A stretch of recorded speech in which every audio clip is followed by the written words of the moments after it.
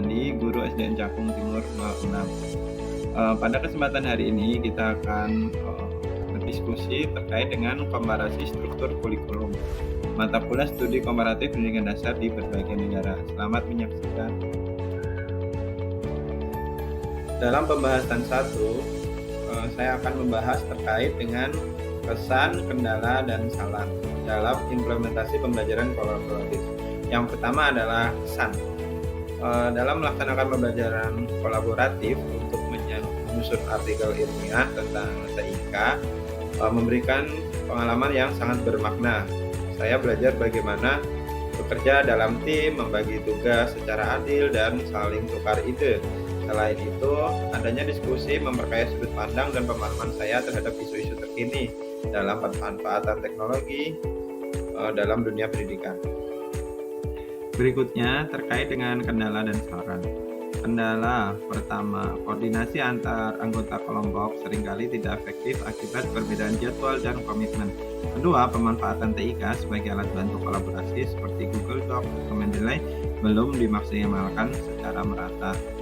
Untuk saran, perlu dilakukan pembagian peran yang jelas dalam kelompok sejak awal, seperti penulis utama, editor, dan pencari referensi. Selain itu, penggunaan platform digital kolaboratif seperti Google Docs perlu dilatih dan diwajibkan untuk mendukung kerja tim yang kompeten.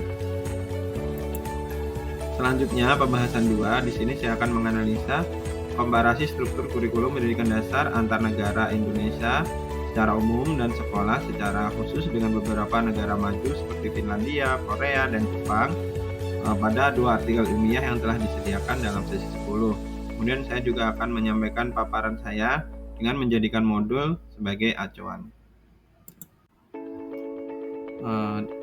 Artikel pertama yakni membahas terkait dengan perbedaan sistem pendidikan yang ada di Indonesia dan juga Finlandia. Nah, di sini saya akan membahas perbedaannya dari segi sistem pendidikannya, yang mana di Indonesia untuk kompetisi itu masih sangat tinggi, seperti dengan banyaknya ranking dan juga ujian. Sementara di Finlandia kompetisinya itu rendah, yakni menggunakan kesetaraan. Kemudian untuk tinggal kelas di Indonesia masih ada, sementara di Finlandia tidak ada.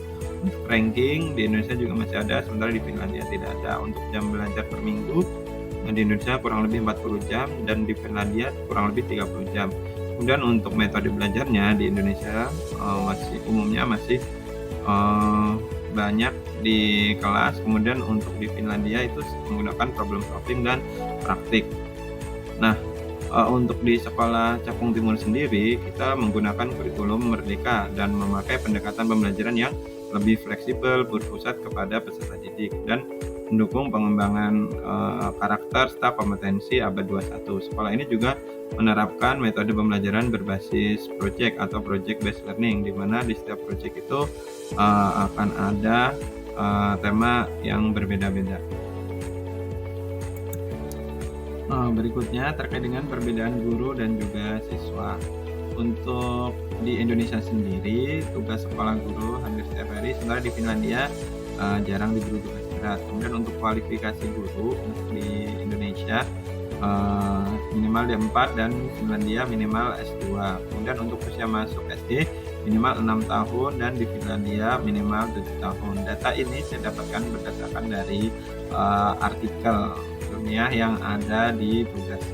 Kemudian untuk di SDN Cakung Timur 06 sendiri, dari kualifikasi guru rata-rata semuanya sudah S1 dan juga sebagian besar juga sudah mengikuti sertifikasi.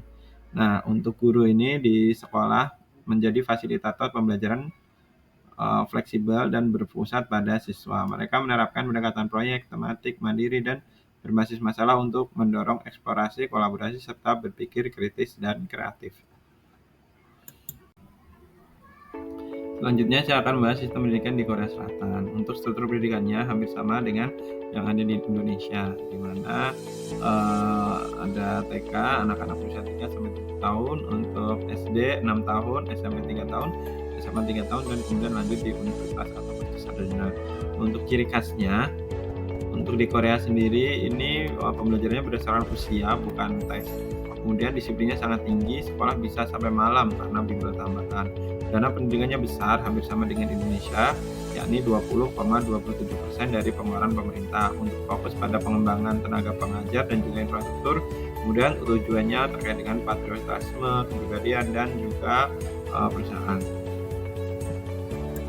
Selanjutnya, sistem pendidikan di Jepang untuk struktur pendidikannya hampir sama dengan di Indonesia, yakni TK berusia 3-6 tahun, untuk SD 6 tahun, SMP 3 tahun, SMA 3 tahun, dan universitas dan pasar sarjana. Nah, ciri khas sistem pendidikan di Jepang berakar dari budaya belajar yang kuat, kemudian menyesuaikan pembaharuan dari luar dengan budaya Jepang.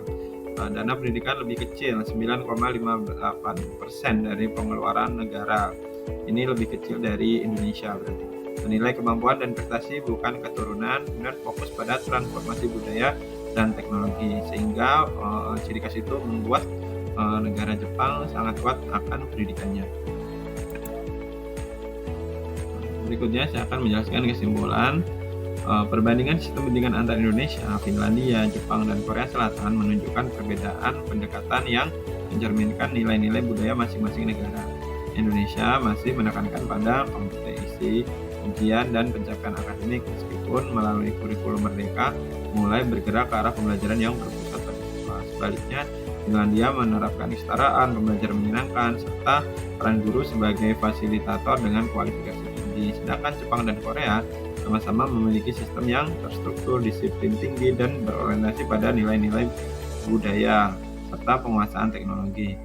Nah, kemudian di SD Cakung Timur 06 sendiri sebagai contoh sekolah Indonesia yang progresif sudah mulai mengintegrasikan pendekatan berbasis proyek dan pembelajaran kontekstual. Hal ini menunjukkan bahwa dengan kebijakan dan implementasi yang tepat, sistem pendidikan Indonesia dapat berkembang dengan baik. Demikian penjelasan dari saya terkait dengan pembahasan pada diskusi kali ini. Terima kasih, semoga bermanfaat. Wassalamualaikum warahmatullahi wabarakatuh.